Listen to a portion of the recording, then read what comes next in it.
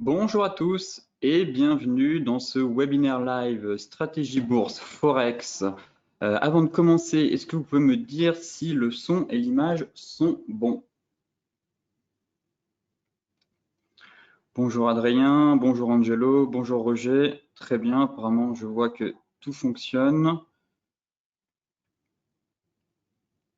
Pas de problème pour le son. Très bien. Donc on va pouvoir commencer.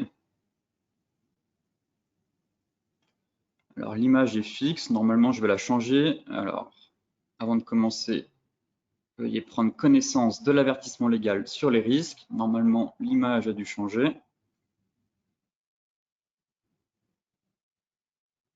Parfait. On me dit que c'est bien, tout est bon. Je vous laisse prendre connaissance de l'avertissement légal sur les risques et on va commencer ce live d'ici quelques secondes. On attend encore les retardataires et on débutera avec les indices.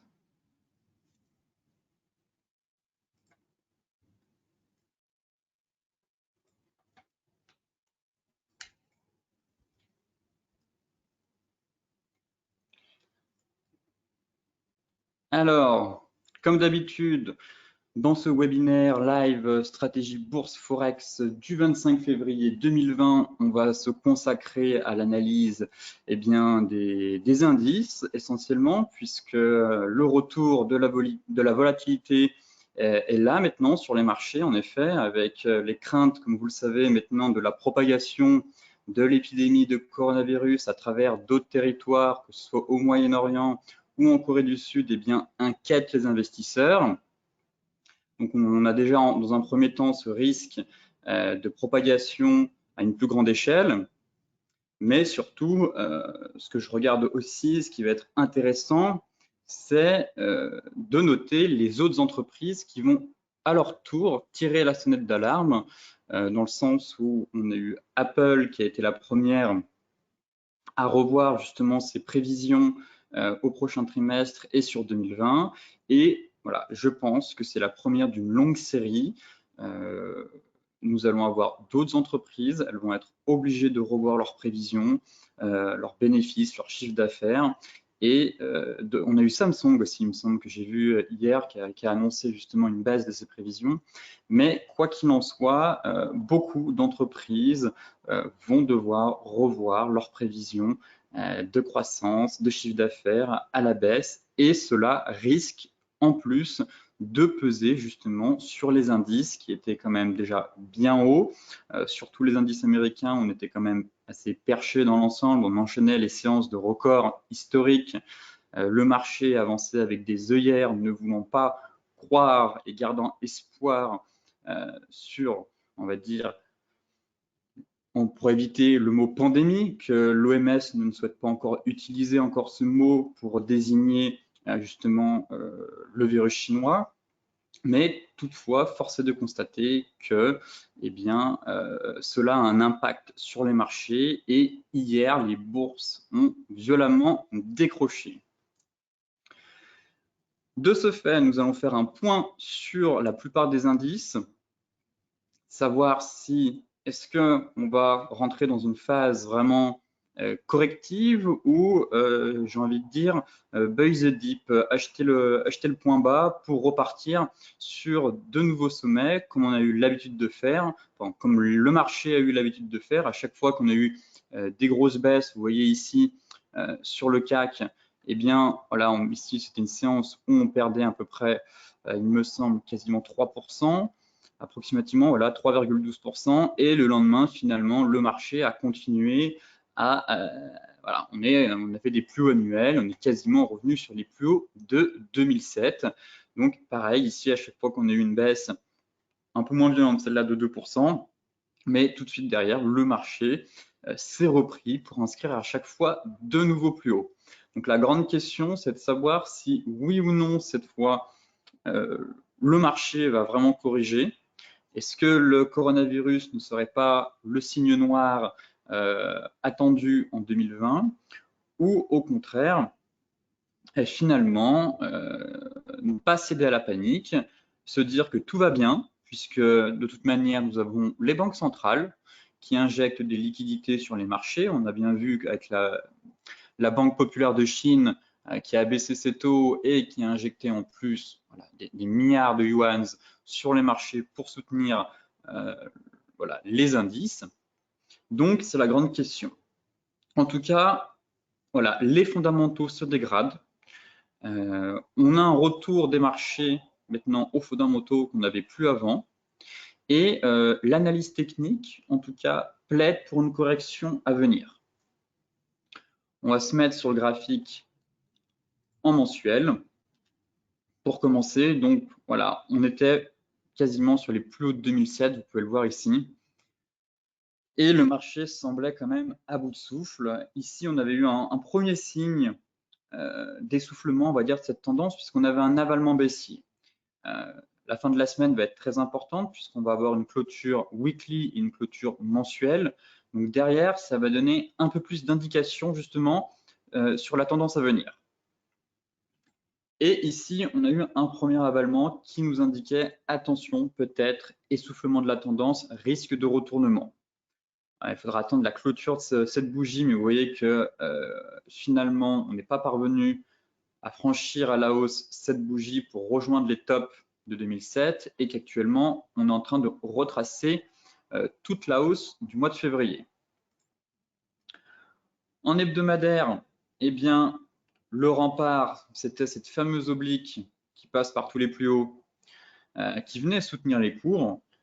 Et l'ancienne borne basse du canal haussier, pareil, c'était, on va dire, une zone convergente entre deux obliques, une oblique haussière et enfin deux obliques haussières, mais une oblique de moyen court terme, une oblique de plus long terme.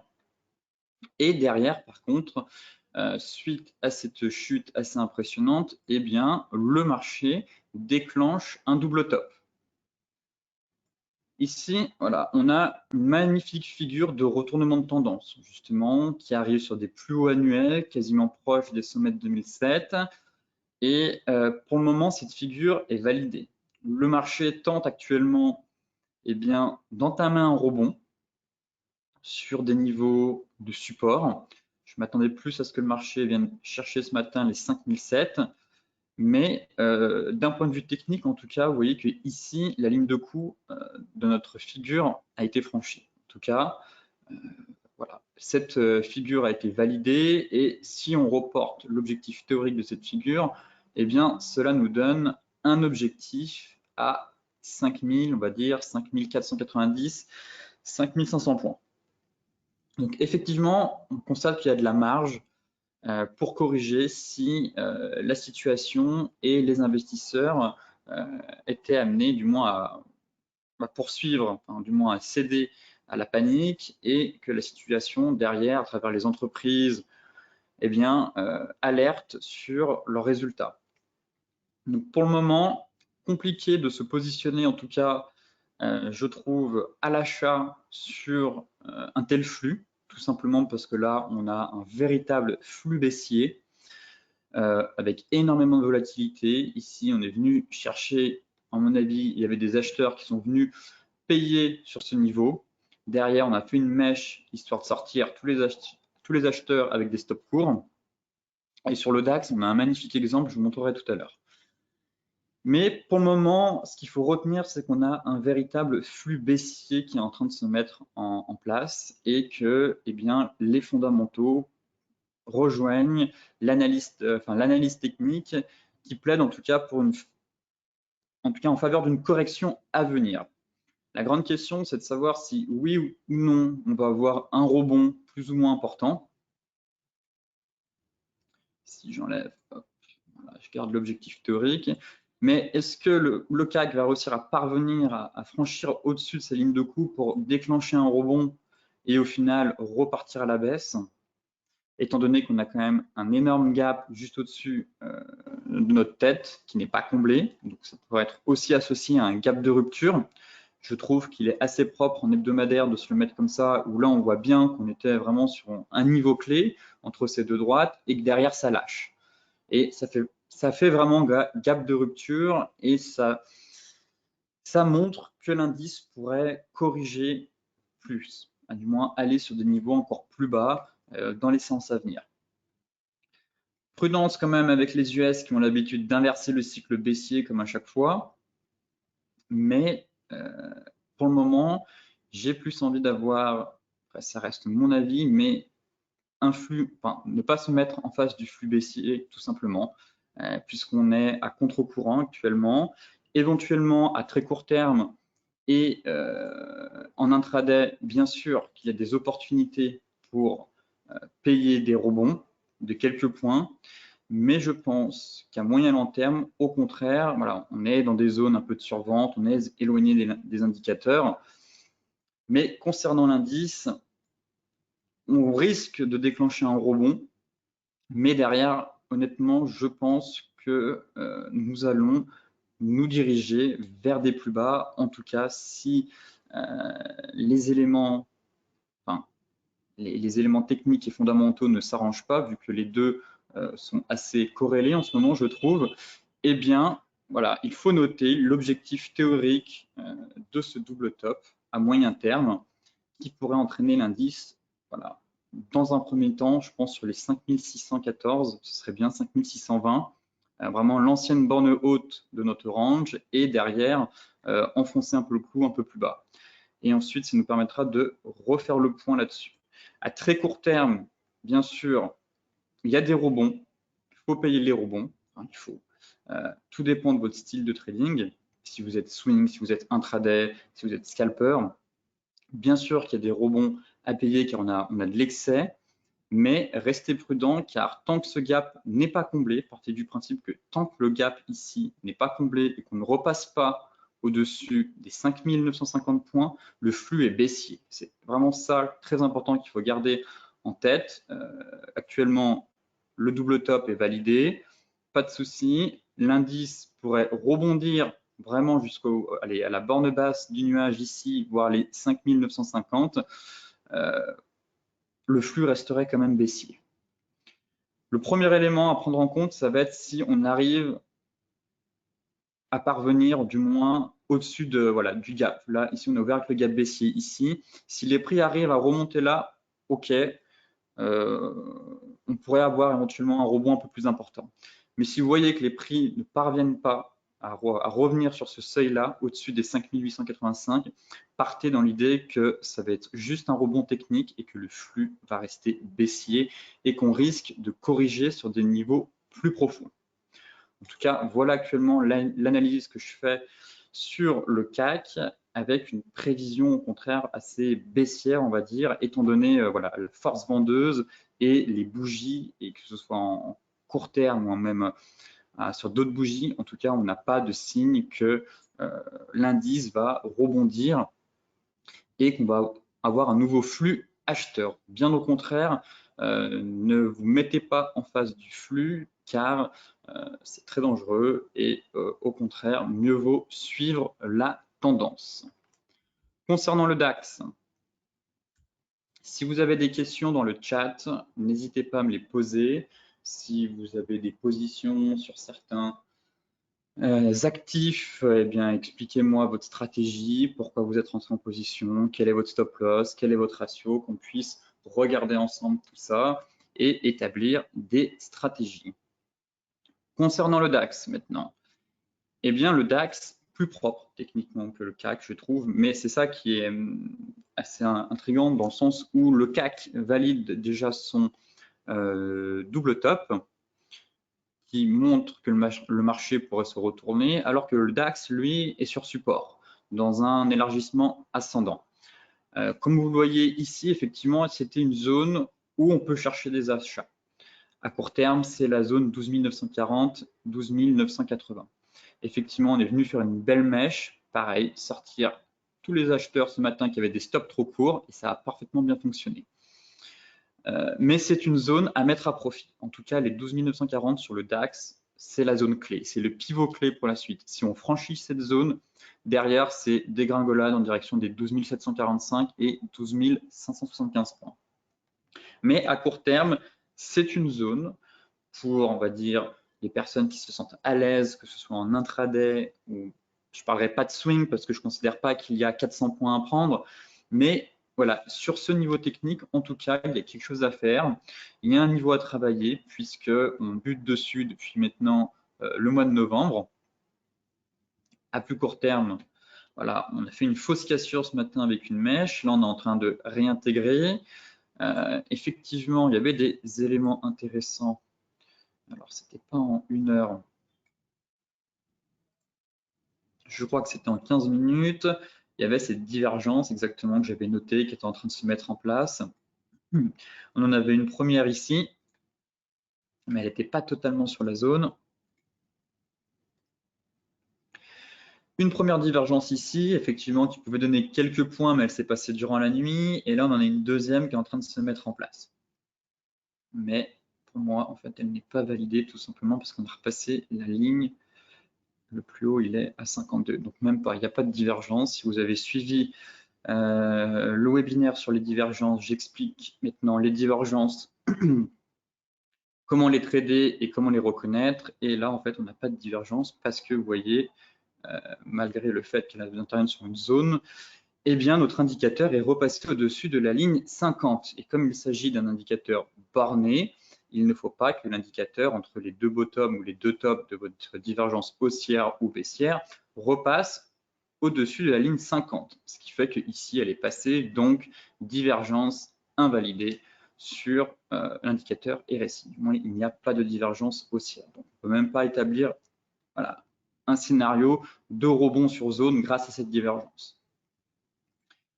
Sur le futur, c'est quand même plus propre, puisqu'on voyait mieux mini DAX futur. Hop. Voilà, je trouve que l'élargissement ascendant voilà, est plus propre. Voilà. Sur le futur, il faut savoir, j'aime bien jongler entre les deux, entre le cash et le futur. Parfois, ça aide, on a des niveaux techniques un peu plus propres, des seuils, des supports moyen-long terme un peu mieux respectés. Et surtout, voilà, c'était la droite ici qui était assez propre. J'avais beaucoup plus de points de contact sur le futur ici que sur le cash. Mais voilà, on est pareil dans un élargissement ascendant. Et en cas de cassure, tout simplement, si je reporte aussi l'objectif théorique de cette figure, eh bien, ça montre à quel point on pourrait corriger en direction des 12 000 points. Voilà un peu le scénario que j'ai actuellement sur les indices. On se trouve à la croisée des chemins, vraiment, on est sur des niveaux clés. Le CAC valide un signal, le DAX pas encore, mais on est sur une zone chaude. Ici, à court terme, voilà, les rebonds éventuellement sur cette zone, ça peut se payer, puisqu'on est sur une zone majeure, voilà, considérée entre 12 930 et 12 880.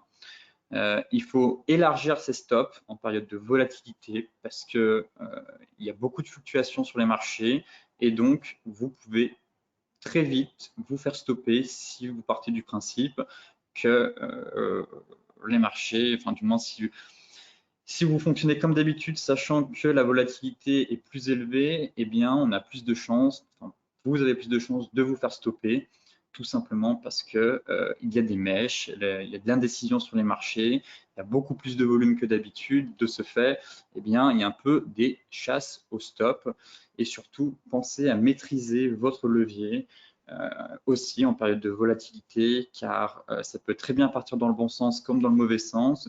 Donc, il faut aussi ajuster son levier, son money management dans ces périodes, on va dire, d'incertitude et de forte volatilité. Donc pareil, à moyen court terme, attendons de voir si on a un rebond. Ici, effectivement, cette divergence-là en 1 heure, si je la regarde, 47, là c'est bon. On a une petite divergence 1 heure qui est en train de se mettre en place sur zone, mais voilà, d'un point de vue de l'Ishimoku, là, actuellement, on n'arrive même pas à franchir notre Kijun. Et tant qu'il n'est pas franchi et que l'indicateur ne parvient pas à casser ce niveau en clôture, eh bien, prudent sur le rebond, car il pourrait ne pas y en avoir du tout. Et au contraire, consolider très légèrement dans cette zone pour au final casser la borne basse et aller en direction de nouveau plus bas. Et pareil, si je reviens sur le DAX, partez du principe que le flux est baissier. pour le moment, qu'il ne faut pas éviter de se mettre en face d'un flux et que tant que le marché ne revient pas chercher les 12 700, eh bien les vendeurs gardent la main, tout simplement. Si on a un rebond, c'est uniquement un rebond technique ou un rachat de short de court terme, tout simplement. Mais tant que les acheteurs ne sont pas revenus à l'équilibre, du moins là où on a ouvert ici, les baissiers gardent la main et le flux reste totalement baissier, donc on ne se met pas à contre-courant. Voilà concernant le DAX. Le Dow Jones maintenant.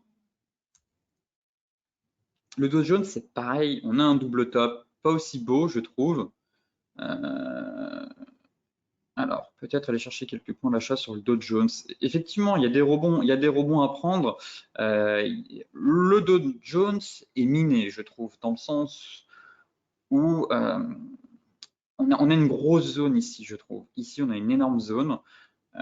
Il y a des points à aller gratter, des rebonds, à mon avis, qui vont se mettre en place.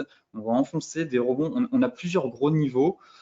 Je vais rajouter ça en plus parce que je pense que c'est un élément hyper important.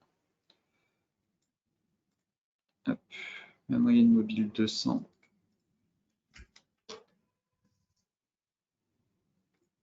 Voilà, juste là. Pour l'indice, sur les US, je pense que la moyenne mobile 200, c'est l'élément le plus important. Honnêtement, pour avoir vu tous les rebonds qu'on a à chaque fois qu'on chute sur la moyenne mobile 200, c'est vraiment, je l'utilise, la moyenne mobile 200, essentiellement sur les indices, mais surtout sur les indices américains. C'est impressionnant à chaque fois la réaction qu'il y a sur cette moyenne mobile 200 quand elle est orientée à la hausse comme ici, et le rebond immédiat qui se fait dessus. Donc le Dow Jones, double top aussi, qui s'est mis en place, avec un énorme gap. Ce que j'aimais bien ici, c'est qu'on avait éventuellement une Island Reversal. Hop, pareil, vous voyez qu'on a un gap laissé ouvert et on n'est pas venu le combler. Donc pour moi, c'est la même chose. Ici, on a une figure de retournement. On a un double top combiné avec une Island Reversal. Donc, d'un point de vue technique, honnêtement, les signaux sont, on a beaucoup de signaux baissiers, je trouve. On a enfoncé le support quand même des 28 175. Mais derrière, les Américains, les indices US sont très très solides. En général, c'est eux qui vont déclencher le rebond. Donc pareil, ça va être compliqué là actuellement sur la séance d'estimer s'ils ont la force de faire un pullback tout simplement ici, pour ensuite venir chercher cet oblique qui correspond tout simplement, vous voyez l'oblique qui passe par tous les sommets ici. Là, c'est un niveau qu'on va aller chercher. À mon avis, je pense que je verrai bien le marché venir chercher ce niveau. Donc, cet oblique qui passe par tous les plus hauts. De ce fait, en plus, on a l'Aki June, là, on a notre Plaki June qui vient se mettre à plat pile poil sur notre oblique haute. Donc là, on a vraiment une zone importante située, voilà, à 27 656 sur le cash, à coupler avec la moyenne, enfin du moins avec la moyenne, l'oblique haussière. Donc ici, voilà, je pense qu'il y a facilement moyen d'aller chercher encore 300 points de baisse. Maintenant, la question, c'est de savoir si est-ce qu'on va y aller aujourd'hui directement en ligne droite ou au contraire, est-ce qu'on va amorcer un rebond pour faire un pullback ici sur notre ligne de coup de double top pour ensuite aller chercher notre oblique et derrière, si on casse, eh bien, les 27 375 et on aurait la moyenne mobile 200. Donc, grosse zone ici à 27 375 puisque ça correspond au sommet qu'on a juste ici. On aurait la moyenne mobile 200 qui viendrait aussi s'aligner. Donc, on aurait encore deux éléments convergents qui viendraient soutenir ce niveau. Et derrière, si on casse, et bien juste en dessous, on a encore le canal haussier. Juste ici, qui passe par tous les plus bas. Donc, vraiment, le Dow Jones, c'est un indice qui a du mal à lâcher, contrairement aux bourses européennes où elles décrochent plus facilement. Et en plus, voilà, notez bien les gros niveaux de support qu'il y a juste ici et là. Et honnêtement, on aura vraiment une confirmation d'un mouvement baissier qui se mettra en place, je pense. Ce sera avec la cassure de la moyenne mobile 200 et de la borne basse du canal haussier.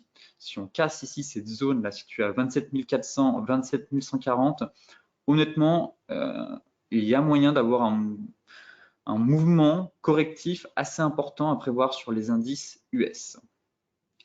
Mais pareil, le rebond peut très bien se mettre en place. Je ne m'attends pas à une chute en ligne droite concernant les US. Ils nous mettent toujours des pièges. Ils sont très capables de faire des rebonds. J'ai déjà vu, on a perdu 1000 points. J'ai déjà vu des US faire des rebonds de 400 points. Au final, on se dit incroyable le rebond, plus de 400, 500 points pour derrière on repère 1000. Vraiment, quand il y a des périodes de volatilité comme ça, les rebonds sont impressionnants. On peut avoir des rebonds peut-être de 15, de 50, 70 points sur les indices européens et derrière sur les US, avoir des rebonds de 400, 500 points. Mais au final, voilà, ça peut très bien nous faire une ABC. A, B et C. C'est aussi que je prends en compte, à savoir si on serait capable de nous faire un gros mouvement ici, un gros rebond pour au final repartir un peu en ABC. Mais les niveaux techniques à surveiller, pareil, ça va être de se dire, voilà, tant que les prix ne repassent pas au-dessus du nuage, ils ne reviennent pas sur ce gap-là, le flux reste baissier, tout simplement. Et il faudrait même qu'on repasse, au-dessus du nuage pour se dire, tiens, finalement, les acheteurs se sont vraiment montrés présents, gardent l'ascendant psychologique, mais là, clairement, pour le moment, c'est les baissiers qui ont la main tant qu'on ne revient pas au-dessus des 28 420, voire 28 600. Mais le rebond, effectivement, il y a toujours moyen de jouer un rebond à moyen court terme. Juste soyez prudent sur vos tailles de position, vos leviers et respectez le money management dans ces périodes de forte incertitude. Maintenant, on va s'intéresser, puisqu'on a fait un grand tour sur les indices, sur les matières premières avec le gold. Et là, le gold qui lui explose. On avait un magnifique triangle de consolidation, voire de range que j'évoquais depuis un moment dans le briefing des marchés. On est venu le casser et c'était le signal puisque j'hésitais entre un range ici ou un triangle. Et en fait, cette bougie-là a clairement donné le signal de hausse. Et derrière, on s'est envolé. J'avais comme premier objectif les 1625. Bon, derrière les 1655. Et là, ce serait quand même bien d'aller venir chercher les 1700 $. Donc, la tendance est clairement haussière sur l'or. L'or a encore de beaux jours devant lui. À moyen terme, mon objectif, ça reste, je pense, d'ici la fin de l'année, les 1800 $. Vu le contexte actuel, honnêtement, je me fais pas trop de soucis pour l'or, à savoir l'incertitude, les élections américaines, les banques centrales qui augmentent leur réserve d'or. On a la Pologne l'année dernière qui est passée de 100 tonnes d'or à 200 tonnes d'or. Elle a juste doublé ses réserves d'or, la Pologne. Donc, tant qu'on aura des banques centrales qui resteront derrière pour se protéger face au dollar, que ce soit la Chine via la guerre commerciale, eh bien, l'or, tout simplement, va continuer de monter. En plus, son statut d'actif défensif et de valeur refuge fait que dans ces périodes de volatilité, les investisseurs se tournent vers l'or. Certes, la bougie d'hier n'est pas très jolie, un peu cette espèce de doji là, avec pierre tombale presque, avec une belle mèche haute. Bon, je pense que l'or va consolider maintenant. On est monté vite, assez haut. On a quasiment pris, depuis l'accélération, voilà, 8% en l'espace de 12 séances, ce qui est énorme comme performance sur le gold. Mais maintenant, on va avoir besoin de consolider. Dans le sens où, ici, vous voyez, on a franchi les 1625, notre zone de polarité, et on travaille la seconde zone de polarité. Si je zoome, voilà, ici, vous voyez que c'est un niveau de prix, les 1625, voilà, on est venu travailler à de nombreuses reprises ici, et on a besoin de consolider, on a besoin de travailler ces niveaux avant de prendre un nouvel envol en direction des 1700 $. Comme ici, voilà, qu'on était sur les 1560, la première fois avec l'attaque par l'administration Trump en Irak, du moins sur le général Soleimani, eh bien, on est venu faire un top avec l'Iran à 1560, quasiment, on est venu buter sur cette zone de polarité. Le marché a travaillé avant d'exploser et d'aller chercher les 1625. Et là, je pense que c'est pareil.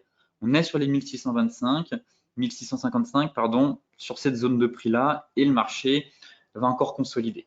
Mais techniquement, l'or, je trouve qu'il est très propre. Je pense que c'est l'un des actifs les plus propres, où on arrive très facilement, je veux dire, à deviner à quel moment l'impulsion va être donnée, puisqu'on consolide à chaque fois dans des figures chartistes, que ce soit ici, où on sort du biseau, on expose à la hausse, ici le fanion, on expose à la hausse, ici consolidation, on expose à la hausse, nouvelle consolidation, on expose à la hausse, et là, voilà, nouvelle phase de consolidation qui pourrait se mettre en place avant, je pense, de faire un nouvel envol en direction des 1700. Gold vendu à 1685, TP 1650. Et là, me dirige vers l'achat suite au contexte. Oui, c'était une bonne stratégie, effectivement. On avait des éléments qui montraient, voilà, comme j'expliquais dans le briefing des marchés, quand le RSI rentre en zone de surachat, ici, il ne faut pas se dire je vends, au contraire, qu'on rentre dans une phase de surachat ou de survente, ça veut juste tout simplement dire qu'il y a un flux acheteur ou un flux vendeur qui est en train de se mettre en place. Et on ne se met pas à l'envers du marché.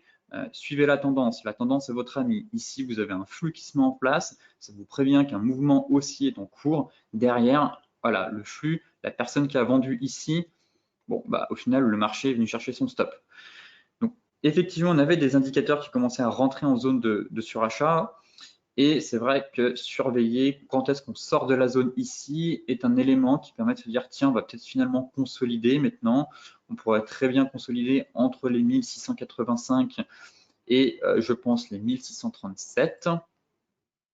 Est-ce qu'à plus court terme, on avait des signaux en tout cas moi, je n'en avais pas sur mes indicateurs concernant le gold pour une possible correction, mais c'est vrai qu'un short sur ces niveaux-là, voilà, c'était l'accélération ici, on était très éloigné de la Tenkan, ce qui montrait qu'on était quand même, les prix étaient montés assez vite, assez haut, mais c'est vrai que j'ai vu plusieurs personnes tenter une vente ici, c'est vrai que ça se tentait avec un stop au-dessus des 1700 pour venir chercher une vague corrective.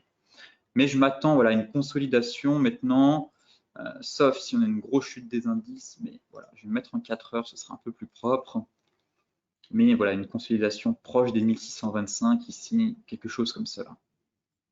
Et essayer voilà, d'attendre de voir si on va repartir sur un triangle, un petit fanion, ou consolider. Et finalement, là, on explose. On va chercher les 1700. Et honnêtement, vu le contexte, je pense que j'avais plutôt sur horizon 12 à 18 mois à la base les 1800 $. Mais honnêtement, vu le contexte, d'ici la fin de l'année, les 1800 $ sont tout à fait atteignables. Si on fait des explosions à chaque fois qu'on sort des figures de consolidation et qu'on prend 8% comme ça, honnêtement, ça a porté de main les 1800. Mais là, les 1800, ce sera la grosse zone. C'est vraiment le gros niveau, voilà, ici, avec les 3 sommets. Et par contre, si on franchit ces niveaux, bon, certaines banques comme Citi envisagent 2100 $ à la fin de l'année 2020. J'irai peut-être pas jusqu'à là, on va y aller étape par étape, mais les 1800 en tout cas, ça reste envisageable. Et surtout, la tendance est haussière. Il n'y a aucune raison d'être à contre-courant. Au contraire, payer des petits replis à contre-courant pour quand il y a de l'excès haussier comme on a eu, pourquoi pas. Mais si vous êtes sur du moyen long terme, eh bien tout simplement, j'ai envie de vous dire, restez dans la tendance. Maintenant, on va passer au Brent. Pas grand-chose à dire sur le Brent.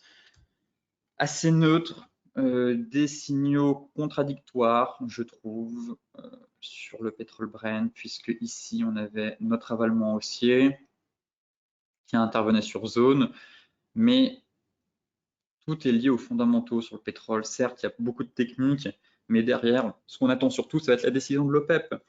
Et si l'OPEP, les pays producteurs et la Russie ne décident pas une réduction de la production pour soutenir les cours, je ne vois pas comment le pétrole pourrait rebondir, hein, si on peut appeler ça un rebond, enfin du moins retourner sur la zone des 70 $. Là, pour le moment, ça me paraît assez tiré par les cheveux de penser à un retour à 70 tant qu'on n'a pas des fondamentaux, enfin du moins les fondamentaux actuellement ne suivent pas. Avec le coronavirus en tout cas, avec la crainte sur la croissance, le pétrole a du plomb dans l'aile. Le seul espoir que les marchés attendent, ça va être la réduction de la part des pays producteurs de pétrole. Si on n'a pas de réduction derrière, honnêtement, le pétrole, ce signal-là, je vais le valider. Enfin, pour le moment, il tient l'avalement, mais à plus court terme, on avait d'autres signaux qui évoquaient peut-être une correction, pareil, juste un rebond technique pour venir chercher de nouveau plus bas. Mais honnêtement, si on casse notre droite ici qui passe par tous les plus bas de 2016, eh bien, le pétrole va se diriger en direction des 52, des 50 et on pourrait facilement rejoindre les 44 $ si il n'y a pas d'action de la part des pays, en tout cas de la part de l'OPEP. Là, on a eu un rebond technique avec cette divergence. Clairement, ici, qui nous disait de sortir. Si on reprenait la dernière vague de baisse, eh bien, les 50%, c'était quasiment au niveau de notre plaquette jaune et des 60 $. Et derrière, vous voyez bien que le marché, en plus que le RSI soit repassé dans une vente en dessous de 50 après l'avoir franchi, disait clairement ici, la hausse est terminée, tout à fait. Et en plus, on avait notre étoile du soir qui nous indiquait prudence, le rebond technique est peut-être terminé, le marché pourrait corriger. Donc, on a cette étoile du soir actuellement et le dernier rempart, c'est la borne basse du range. Voilà. On a essayé de tenter de la franchir hier et pour le moment, ça tient. Donc, je vais rester assez neutre dans le sens où sur le pétrole, on a un avalement haussier qui nous dit, bon, bah, on peut avoir un rebond. Derrière, on se fait stopper ici sur les 50% de retracement de la dernière vague de baisse. Et on est sur un pivot clé aussi. Pareil, si on casse ce niveau, on va retourner sur l'oblique et peut-être aussi retourner sur les 52. Donc pour le moment, neutre, j'ai envie de dire même presque baissier si voilà, il n'y a pas d'intervention et qu'on enfonce le support. Borne basse de l'orange. Ici, on a une belle réaction quand même des acheteurs qui montrent à quel point ils veulent défendre le support. Mais tant qu'on a un flux baissier et que les nouvelles ne s'améliorent pas, eh bien, surveillez-moi ce support car il pourrait donner la future direction des prix dans les séances à venir. Maintenant, on va passer au Forex et on va s'attaquer à l'euro-dollar. Puisque l'euro-dollar, très propre techniquement aussi, l'euro-dollar, j'ai trouvé, il a réalisé vraiment quelque chose de superbe, dans le sens où on est venu tout simplement chercher ici au pips près le gap Macron. Clairement, on est venu le fermer, le marché est reparti. C'est souvent ça. Les marchés aiment bien faire ça. On avait aussi notre oblique, voilà, à ne pas oublier ici, mensuel.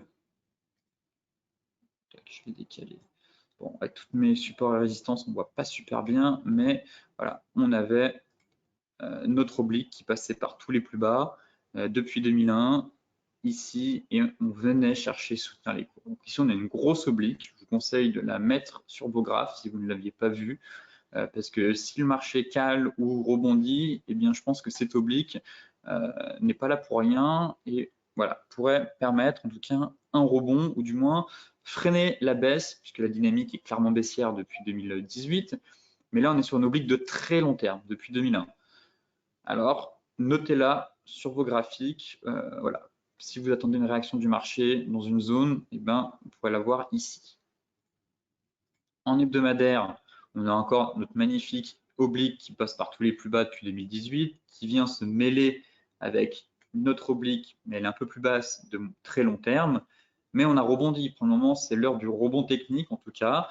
Les PMI aux États-Unis étaient complètement désastreux la semaine dernière, vendredi, ce qui explique cet avalement haussier, puisque les PMI étaient inférieurs à 50, ce qui incite à une contraction de l'activité.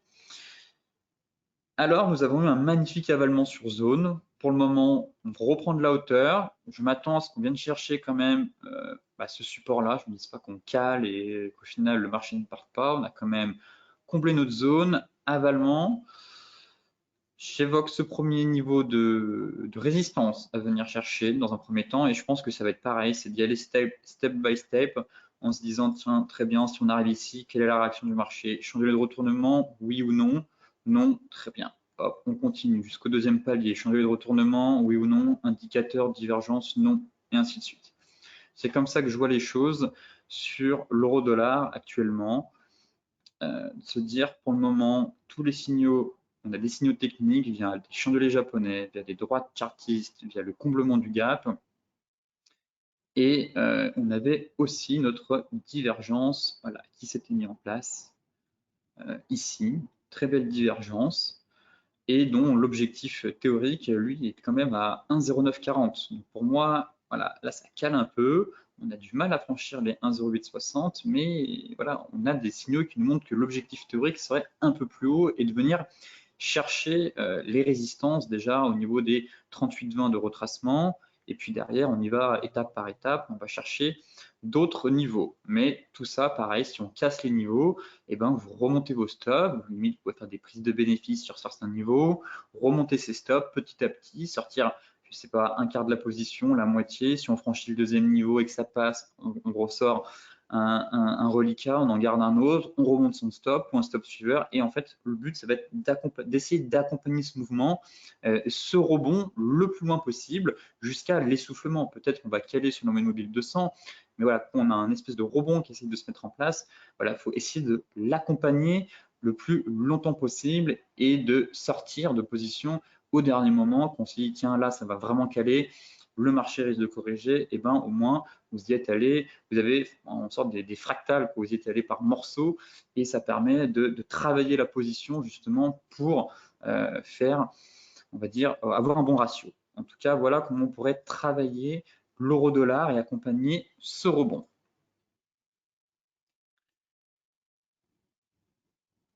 Maintenant, on va regarder l'euro GBP, puisque je sais que beaucoup d'entre vous sont positionnés à l'achat sur cette paire, puisqu'on en parle quasiment tous les jours. Et que j'ai refait un point ce matin dans le briefing des marchés.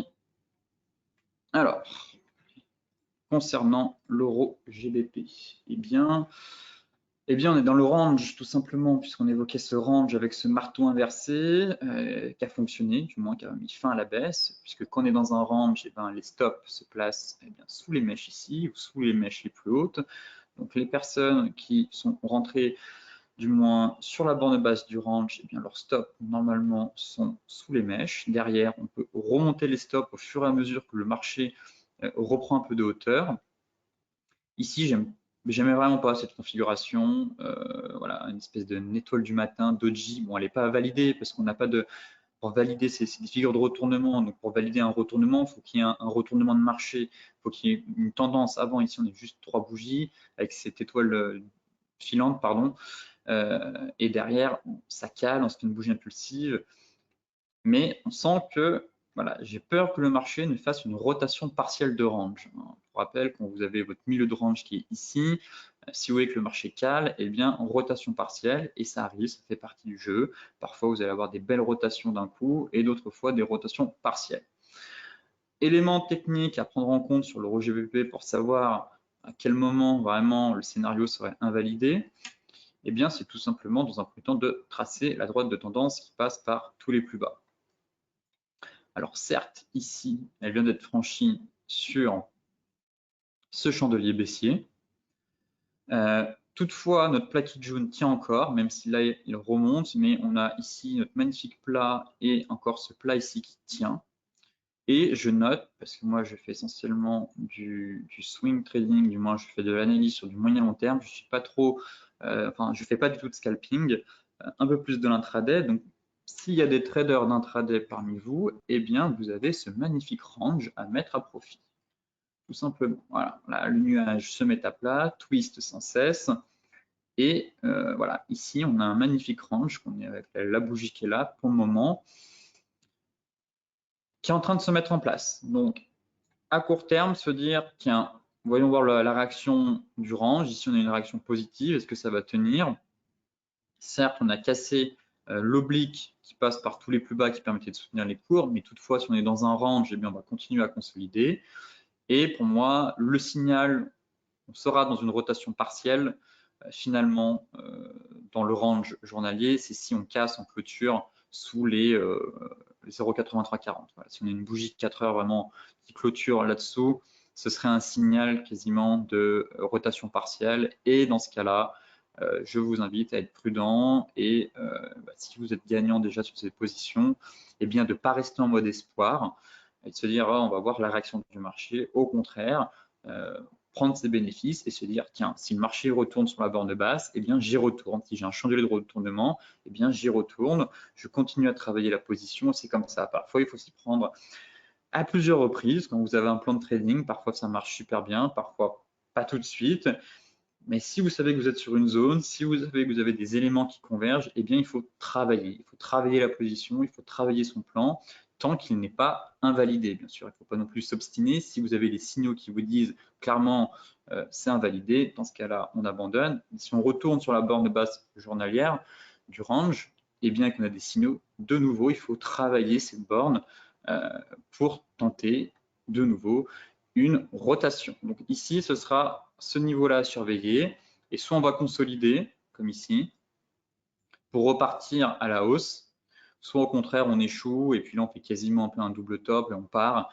Et là, c'est direction, en fait, la borne basse du range. Donc, prudence, surveillez bien ce niveau ici, car c'est le pivot clé pour la suite, en tout cas, sur l'euro GBP.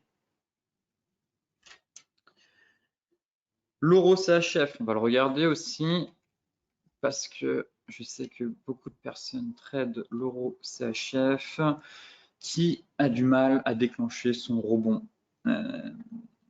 On est sur une zone mensuelle en fait, juste ici, mais on est en train de l'enfoncer. Je m'attendais à ce qu'on ait une réaction du marché.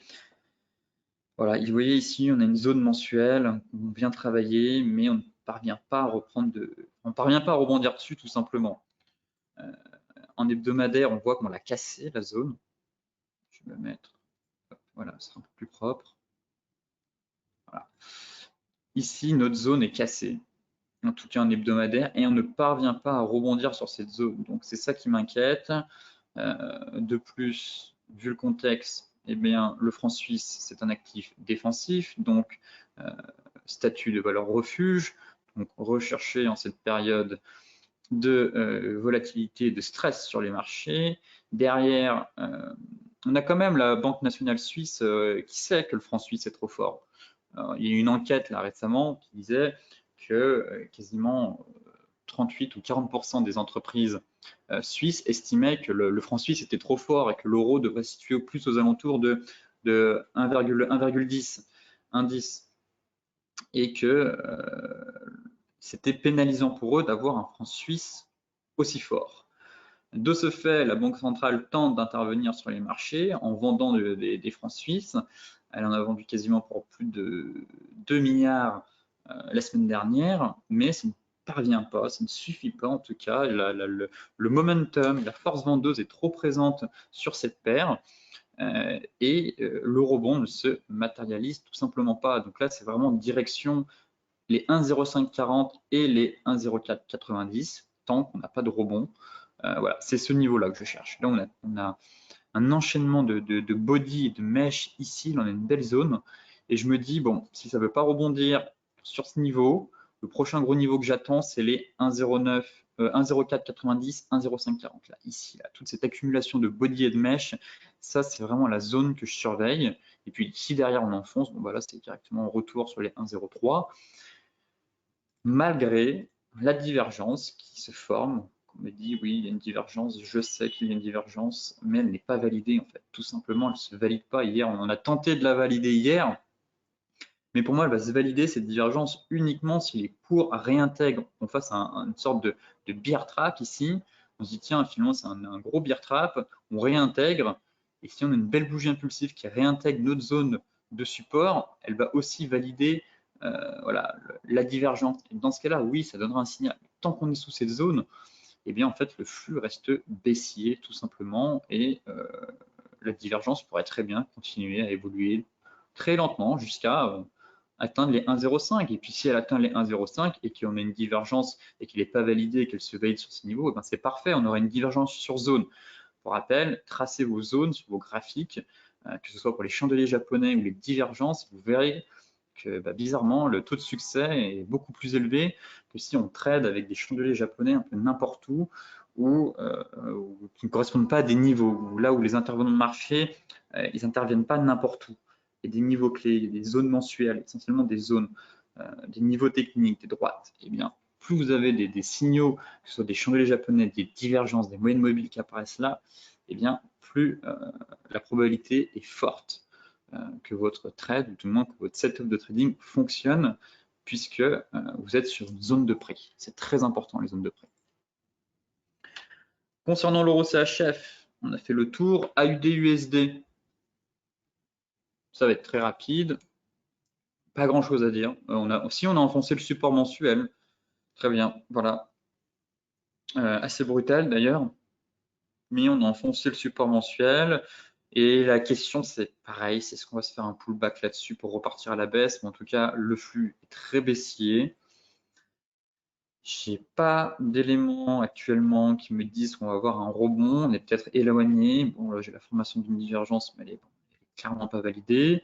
Mais c'est vrai que je m'attendais, je me dis, tiens, un rebond, tu vois, revenir tester cette zone avant de repartir à la baisse. C'est un peu l'idée que j'aime dire qu'on a cassé cette zone mensuelle. J'aime bien qu'on a des confirmations de cassure avec pullback. Je trouve que c'est très propre.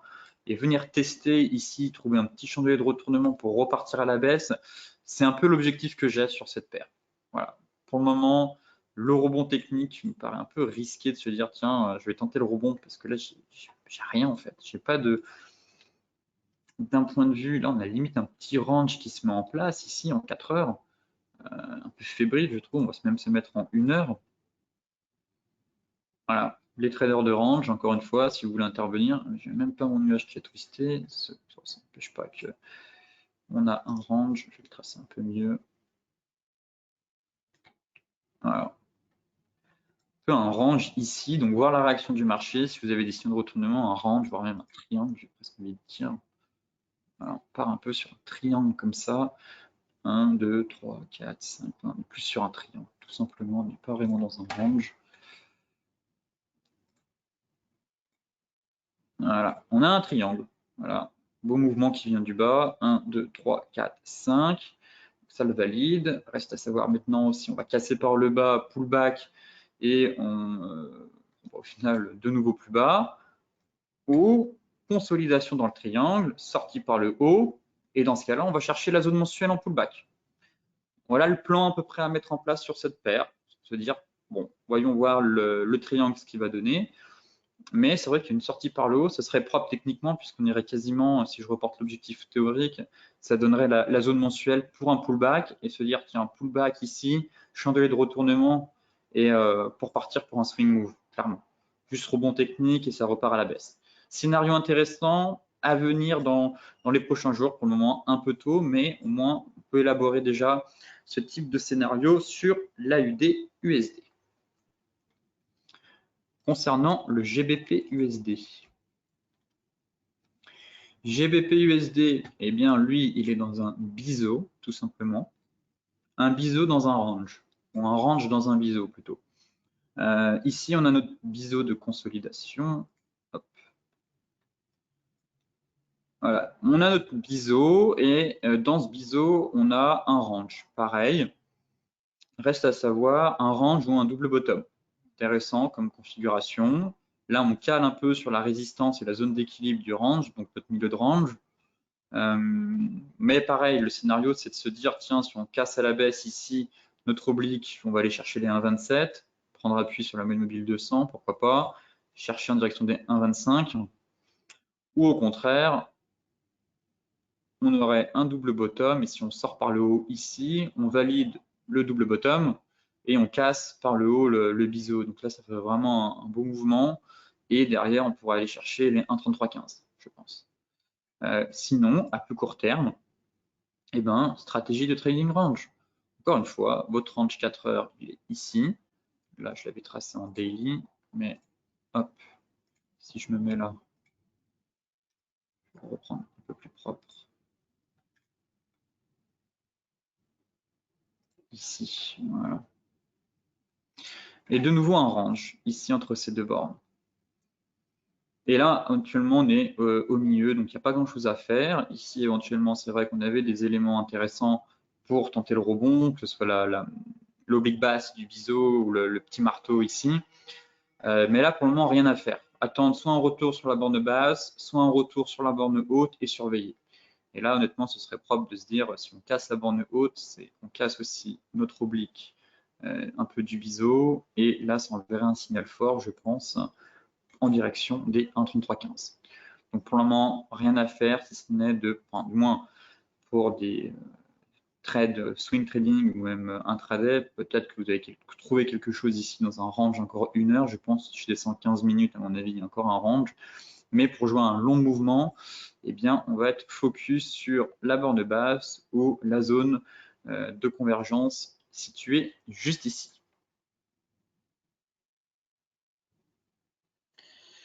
Le GBP USD, c'est fait. On va faire le GBP face au yen japonais, puisque lui aussi, il est dans un range pareil.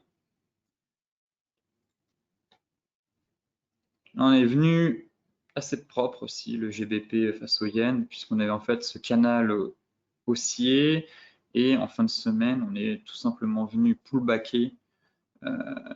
Ici, on est venu chercher au point près à la borne haute et derrière la base, le range, je ne l'avais pas tracé comme ça. Je l'avais tracé sur les clôtures des mèches, des bougies, je veux dire. Et j'avais mis mes 2 traits parce que j'avais remarqué qu'on avait une zone de résistance. Et puis au final, vous voyez que ça fait une fausse sortie si on mettait les traits. Derrière, en fait, c'est juste venu prendre appui sur la borne basse du canal haussier pour derrière réintégrer. Là, j'aimais bien cette bougie. Puis de toute façon, vu le contexte actuel, pareil. Le yen japonais, c'est une valeur refuge. Donc, si la situation devait empirer, eh bien, cela renforcerait le yen japonais. Mais pareil, situation de trading range aussi ici, à savoir entre borne haute, ici on a vraiment une grosse zone de prix, comprise entre 144,35 et 144,60, et la borne basse. Et de se dire, tiens, on va faire un ping-pong entre les deux bornes pour le moment, et soit une cassure avec une réintégration du canal permettrait de rejoindre la borne haute, soit se dire, eh ben, tout simplement, pour le moment, je reste à l'écart, j'attends la réaction du marché sur l'une des deux bornes, et si on casse cette borne-là, eh bien, direction les 135. Et au contraire, si changeait de retournement, divergence sur cette zone, ou un autre élément via d'autres indicateurs, je ne sais pas, que ce soit vos Bollinger, vos moyennes mobiles, la MACD, le stochastique, ce que vous voulez, eh bien, tout simplement, vous partez dans une stratégie de trading range. L'euro NZD, pareil, même configuration, trading range sur cette paire, encore une fois. Reste à savoir si on va casser la borne haute. Là, on la travaille. Pour le moment, il n'y a clairement pas de signaux de retournement. On est sur une zone de prix assez importante, puisque voilà, cette borne haute ici correspond à cette mèche qui est juste là. Les prix qu'on est venu travailler ici, une fois ici, une fois là, une fois là, et une fois là. Donc là, c'est une zone. Clairement, on a une zone comprise entre 1,7160 et 1,72. Donc on a une zone de 40 pips. Donc il y a, voilà, pareil, ça se travaille. Est-ce qu'éventuellement on va avoir une impulsion, on va casser notre zone pour voilà, repartir vers de nouveau plus haut, ou au contraire, finalement le marché va échouer une nouvelle fois comme ici pour repartir faire une rotation partielle du range. Effectivement, on a aussi un range dans un range, puisqu'on donnait 4 heures, eh bien, j'ai ce range ici qui se met en place actuellement. Tac, juste ici, voilà. Petit range, mais je n'ai aucun chandelier de retournement. Là, j'avais pas mal de chandeliers d'hésitation. Là, on est en train de tester. Je vais enlever pour que ce soit un peu plus clair. Mince, je vais supprimer mon niveau de support. de résistance. Mais pour le moment, j'ai pas de signaux de retournement. Voilà, donc attendre, ça permet d'affiner. Soit vous vous dites, bah, je me mets en daily et puis on voit si ça casse. Soit j'affine sur des unités de temps plus courtes et éventuellement voir si j'ai des éléments qui indiquent que, eh bien, on pourrait partir tout simplement dans ce range-là. Et puis si on casse, eh bien, on va chercher les 1,66,4. Mais pour le moment, pas grand-chose. Voilà, il manque un chandelier de retournement. Alors au contraire, on tente une impulsion, mais c'est vrai que il y a peut-être quelque chose à faire. Si on casse à la hausse, en tout cas, éventuellement, ça donnerait un signal de reprise, enfin, du moins de fin de range pour aller chercher dans un premier temps les 1,74. Mais si on échoue, eh bien, tout simplement, ce sera une rotation, une nouvelle rotation à l'intérieur du range. Mais pas de chandelier de retournement, du moins pour le moment. Donc, il va falloir patienter sur cette paire. Euro NZD, on a fait. Il nous reste 3 paires, à peu près. Ça fera quasiment 1 heure. Le GBP NZD. Même constat, range, encore une fois. Mais là, on tente une sortie par le haut, cette fois-ci. Ça y est, on pourrait avoir une sortie par le haut assez intéressante et ça pourrait éventuellement déclencher un nouveau signal puisque c'est une zone. Pareil, si on avait une zone comprise entre 2,04, 2,040 et 2,480, 0,480, zone de prix ici et on tente avec une belle bougie impulsive de sortir par la borne haute de ce range qui pourrait logiquement aller chercher les 2,10 ici. C'est un peu l'objectif. Je me dis, si on casse ce niveau, ici on s'est fait un sacré bull trap derrière, c'est pas parti. Je me dis, bon, très bien. Première fois bull trap, deuxième fois, voyons voir si on se fait un bull trap. Au contraire, si on sort vraiment de ce range. Et dans ce cas-là, ça permet d'avoir un nouveau souffle en direction des 2,10 en données 4 heures. Qu'est-ce que j'ai pas grand-chose. J'ai pas grand-chose à vous dire là-dessus en données 4 heures. Il y a peut-être un petit canal aussi à mettre en place. Ouais, pas terrible. Peut-être plus par ici. Voilà, un peu plus propre déjà celui-là. Bon, de se dire, tiens, voyons comment vont évoluer les prix. Là, on est sur la borne haute, on se dirige vers la borne haute, se dire, tiens, avoir un pullback ici sur la borne basse qui permettrait de faire bougie impulsive qui casse. Demain, on va dire pullback qui revient tester la borne basse du canal, puis de se positionner pour aller chercher la borne haute, tout simplement. Et continuer d'accompagner le flux, ainsi de suite comme ça, jusqu'au 2,10. Et puis tant que ce canal haussier qui permet de cadrer la dynamique n'est pas cassé, tous les achats sur repli restent positifs. Le NZD, je crois que c'est la meilleure paire, le NZD face au... Ouais, si, c'est le meilleur setup que j'ai remarqué, qu'il y avait aujourd'hui en tout cas. C'était ce triangle. Alors, je vais me mettre en journalier, voilà. On avait un magnifique triangle de consolidation, les prix venaient échouer sur le Kumo ici, et puis finalement, vous voyez que ça donne place à un triangle de consolidation. Et puis là, on est en train de casser par le bas notre triangle, mouvement qui vient du haut en direction du bas, phase de consolidation, un peu dans un range triangle, mais mouvement de consolidation, derrière ça casse. Bon, là, clairement, je pense qu'on va aller chercher ici, la zone qui est là. Là, on a une accumulation de mèches et de body. Pareil ici, si je dézoome, est-ce que dans le passé, bon, pas vraiment. Mais voilà, là, puis les 69, c'est un niveau psychologique, c'est un prix rond, c'est beau, c'est là où les grosses mains interviennent. Effectivement, on voit que c'est un niveau qui a été travaillé. Donc là, pour moi, le NZD pourrait poursuivre sa baisse, en tout cas en direction des 0,69, puisqu'il a donné un signal technique avec cette sortie de triangle qu'on pouvait ajuster même en données 4 heures. À la base, si j'enlève tout, à la base, dans le précédent briefing des marchés, dans le précédent live sur les stratégies bourse, j'avais évoqué ce range. On était parti dans un range comme ça qui était plus propre. On était à peu près à ce niveau-là. J'avais dit, ouais, on est sûrement dans un range ici.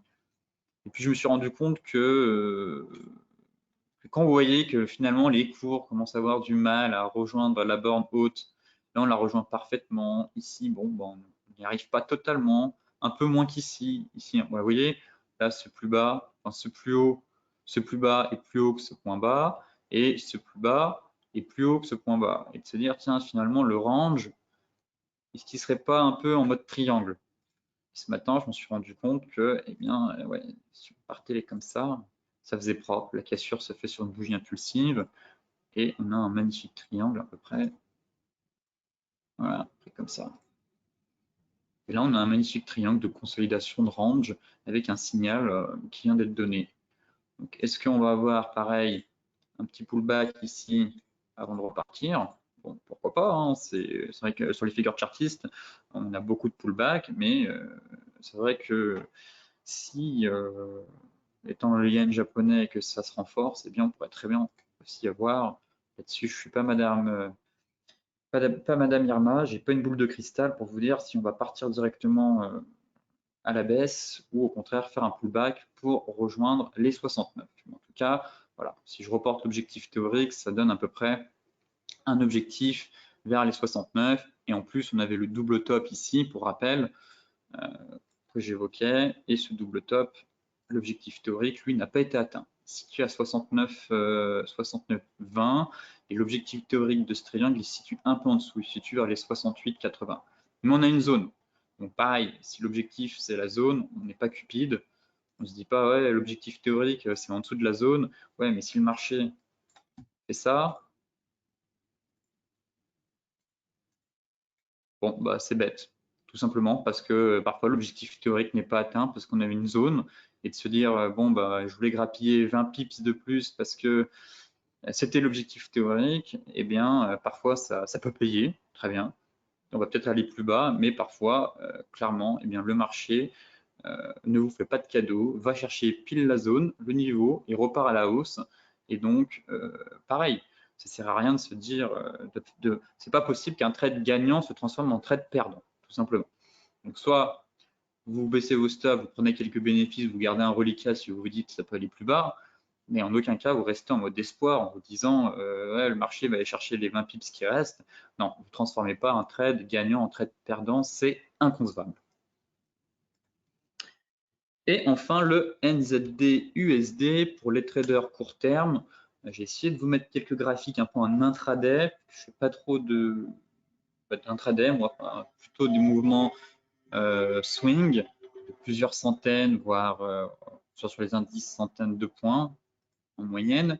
Mais le NZD, un magnifique range. Voilà, parfait. Ici, on s'approche de la borne basse, donc à voir la réaction du marché. À surveiller. Ici, il y avait moyen de se positionner. Vous voyez, ça c'est pareil, c'est des setups que j'affectionne particulièrement. On est sur un range, on l'identifie, et puis on se fait un double top, on se le valide ici.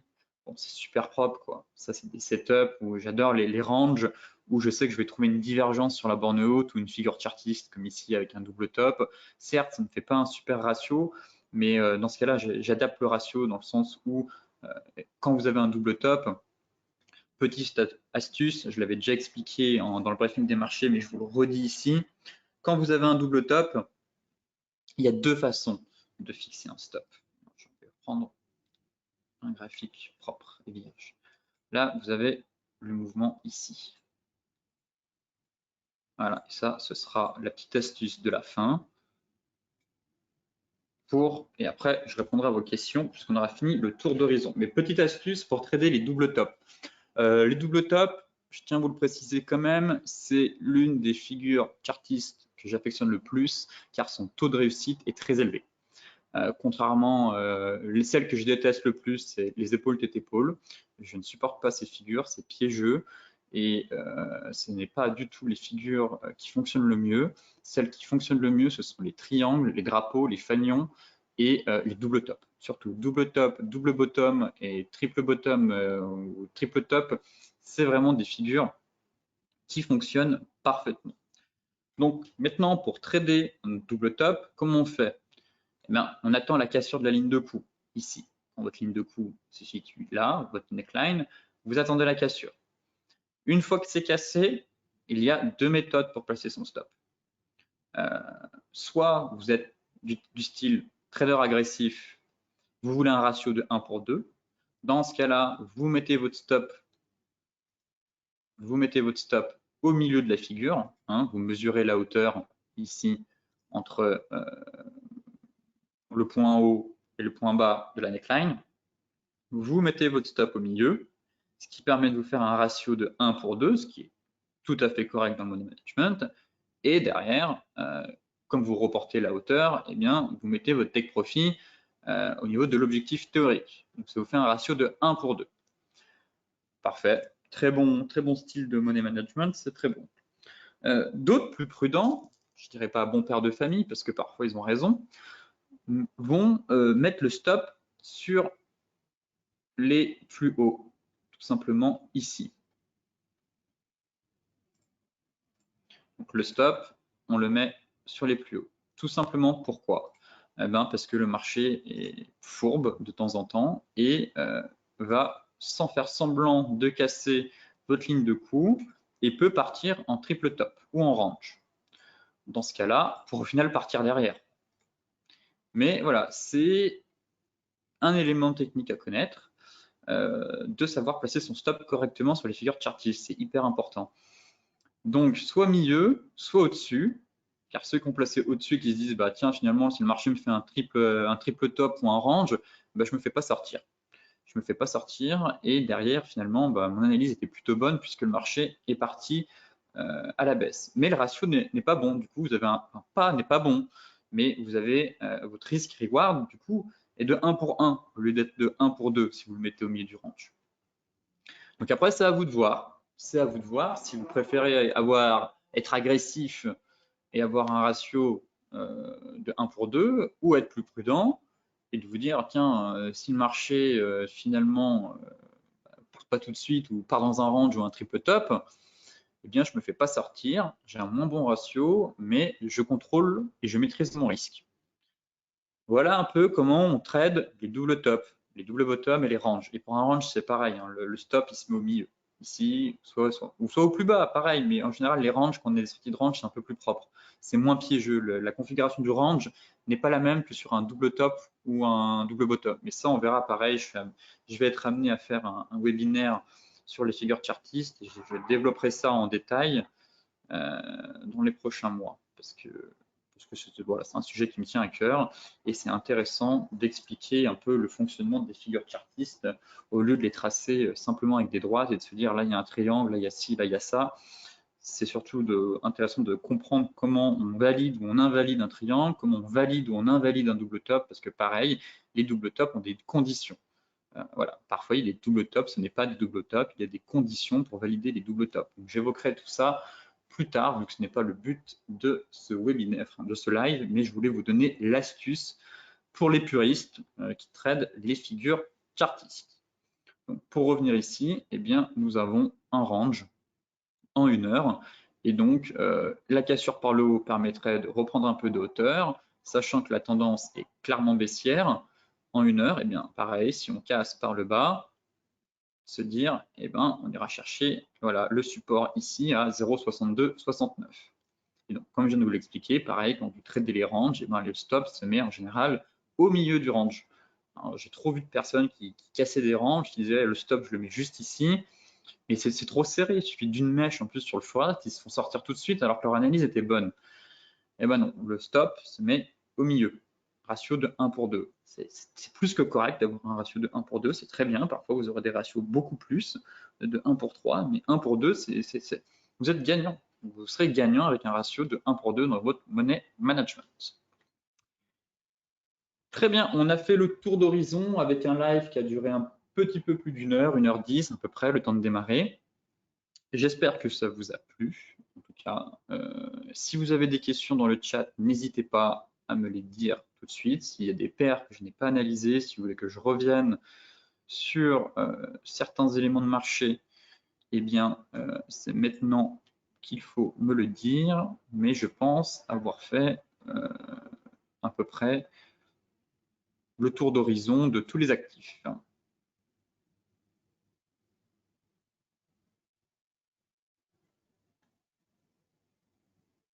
Donc, est-ce qu'il y a des questions dans le chat?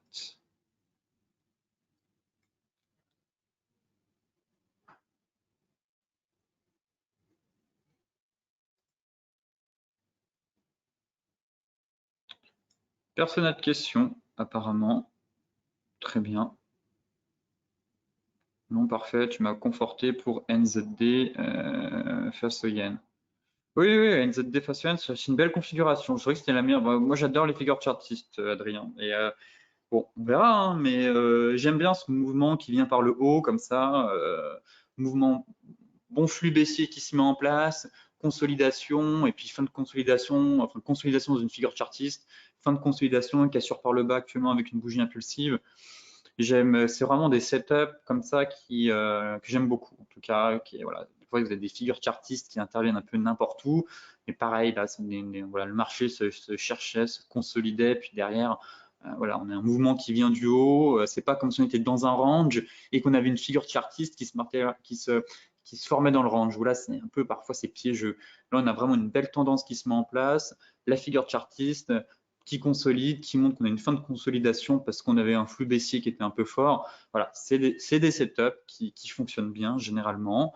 C'est pas forcément les meilleurs, mais à voir. Du coup, c'était pas Corin avec Oran ZD en sell, j'ai donc abandonné l'idée. Oran ZD, faut voir ce que ça va donner, l'Oran ZD.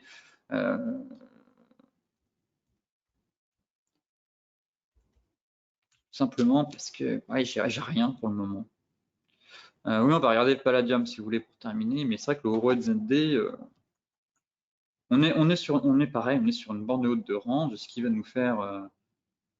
Bon, j'aimais bien hier, on avait un gap. Hier, on avait des sacrés gaps aussi. On a eu des gaps sur pas mal de paires de Forex. Et je m'attendais à retrouver des avalements, parce que j'adore regarder le Forex le week-end et regarder là où il y a les gaps. Et si derrière, ça ne vous forme pas des avalements ou des patterns de retournement. Et c'était bien dommage, on n'en a pas eu.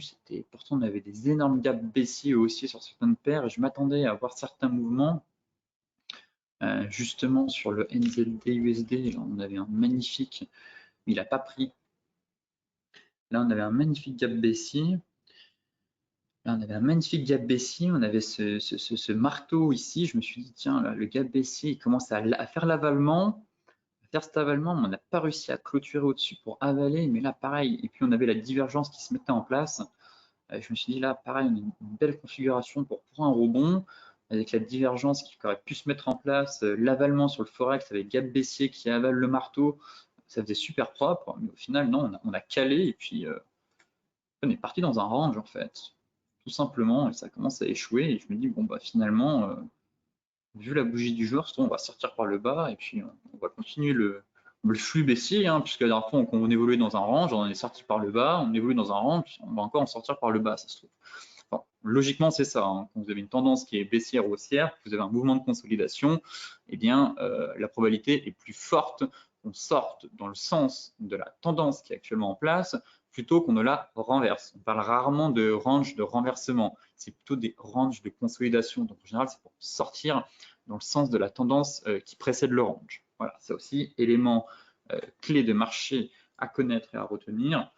Même si parfois c'est l'inverse, mais en tout cas, c'est comme ça que fonctionnent les ranges. Pour terminer avec le Palladium, on va regarder le Palladium.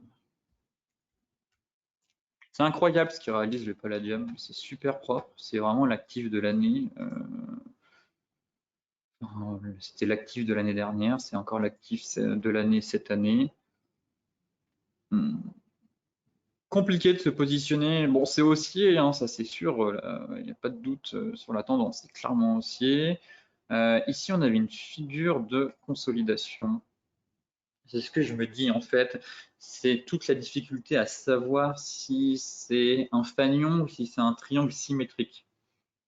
Dans le sens où Est-ce que ici, on est dans un fanion de consolidation, ce qui fait que si je reporte le mât, allez, ne me prends pas le nuage, bon, je vais le mettre ici, voilà. Si je reporte ce mât concernant ce fanion, ça me donne un objectif quand même à 2800. Bon, on les a quasiment fait. C'est vrai qu'on les a quasiment fait. Donc, on pourrait se dire qu'on est dans un fanion, que c'était un fanion. Parce que là, pour moi, je pars du principe que voilà, à 50 $ près, l'objectif a été fait. Mais on consolidait dans ce fanion, sorti par le haut, triangle fanion, et là, ça consolide. Là, ça consolide. On est quand même perché sur le palladium, hein, même si la tendance est voilà, belle tendance haussière, bien en place. Vendre ça, ça me semble risqué. Essayer de trouver des replis pour accompagner la tendance, c'est mieux. Voilà, mon avis sur le palladium. Mais pour le moment, pas grand-chose à dire. Acheter ici, clairement pas. Après une accélération comme ça, vous avez raté le train, tant pis. Là où il fallait acheter, c'était voilà, ici, à la sortie du triangle, sur cette bougie-là. Mais ceux qui ont payé là, clairement, c'est le truc à pas faire. Parce que là, c'était voilà, en plein bull run. Vous avez raté le train, tant pis. Il repassera, hein, il va repasser. Hein. Mais voilà, le flux était trop important. Et j'essaye justement de voir si il n'y aurait pas un niveau intéressant sur le palladium. Est-ce qu'on ne va pas consolider dans un range, encore une fois, pour le moment, comme cela. C'est un niveau que je mets, mais je suis sûr de rien. Je n'ai pas assez d'historique de cours là pour le moment pour me dire, tiens, le palladium, un niveau clé, un repli sur la Kijun éventuellement qui permet de me dire, ouais, ça retrace un peu la hausse. Ici, là, de venir chercher les 2450 ou d'une moyenne mobile, ou je ne sais pas si les bandes de Bollinger se sont mises à plat, par exemple, sur des unités de temps plus courtes, ce qui fait qu'elles pourraient annoncer un range. Mais pour le moment, je trouve que c'est pas même si la tendance est haussière et que le mouvement, voilà, il n'y a rien à dire, hein, c'est magnifique ce qu'il fait. Mais voilà, c'est un peu compliqué de se dire, tiens, je me positionne, j'ai pas un setup clé, j'ai pas une zone, j'ai besoin d'un peu plus d'historique de cours pour me dire, tiens, finalement, le marché va consolider, reprendre son souffle. Bon, pourquoi pas, hein, ce serait la Kijun. Honnêtement, si je devrais donner un niveau là, c'est mon plat Kijun. Voilà. Mon plat Kijun, c'est un niveau de support. Donc, reste à savoir si sur ce plat-là, on va avoir une réaction, changer de retournement et repartir, ou au contraire, on va consolider dans un petit range à plus court terme. Mais en tout cas, là, ça consolide. Là, on est dans une vague de consolidation, une phase de consolidation. Et il n'y a pas grand-chose à faire, si ce n'est voilà, attendre qu'on ait un peu plus d'historique pour savoir si on va partir dans un range avant de décoller sur une nouvelle vague. Mais pareil, on évite de vendre le palladium parce que bon, c'est plus des opportunités d'achat, je trouve, comme l'or, tout simplement. Palladium, pour moi, c'est l'or. L'année dernière, il fait plus 60%. Cette année, il nous fait plus 60, plus 35. Clairement, le flux est haussier, donc on ne se met pas à contre-courant. On cherche des achats sur repli, des achats sur zone, technique, de support, et puis on accompagne le mouvement puisque la tendance est votre ami. Et bien voilà, on a fait le tour d'horizon sur les stratégies bourse Forex. J'espère que cela vous a plu. Je pense avoir répondu à l'ensemble de vos questions. De toute façon, vous avez mon Twitter ou mon adresse mail. Je réponds généralement à tout le monde, que ce soit sur les réseaux ou par mail. Donc, si vous voulez partager un chart, une analyse, ou je ne sais pas, un point de vue sur les fondamentaux, que ce soit le pétrole, le gold, ce que vous voulez, eh bien, ma porte est ouverte et je réponds bien sûr à tout le monde. Sur ce webinaire live, donc, touche à sa fin. Je tenais à vous remercier de votre présence et de votre participation. Bien sûr, il y aura un replay disponible ce soir, en général vers 18 h ou au plus tard demain matin, si vous souhaitez voilà, revoir quelques stratégies ou affiner vos graphiques en fonction des droites que j'ai pu tracer. En tout cas, vous aurez un support pour travailler vos analyses et votre trading. Merci à vous et on se retrouve soit demain du moi pour le briefing des marchés, soit la semaine prochaine. Pour de nouveau, non, la semaine prochaine, je ne suis pas là, excusez-moi, autant pour moi, je serai absent, je suis en congé, donc il n'y aura pas de stratégie bourse la semaine prochaine, donc on se retrouve dans 2 semaines. Et pour celles et ceux qui ont fait le dernier webinaire d'éducation avec moi sur les divergences, on avait évoqué le thème de changer un peu le thème parce qu'on était rentré dans du technique et je vous avais dit dans le rapport, mettez ce que vous aimeriez faire, que ce soit les figures chartistes ou le money management. Bon, résultat des votes, c'est ce qui est ressorti le plus. Vous voulez un webinaire sur le money management et la psychologie de marché.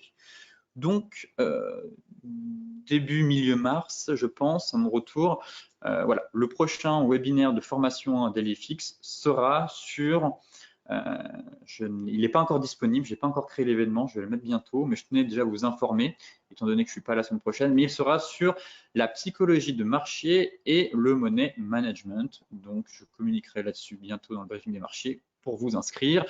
Et après, le prochain chapitre sera les figures chartistes parce qu'il y avait beaucoup de demandes. Donc voilà les prochains webinaires de formation au trading que je vous propose pour les semaines à venir.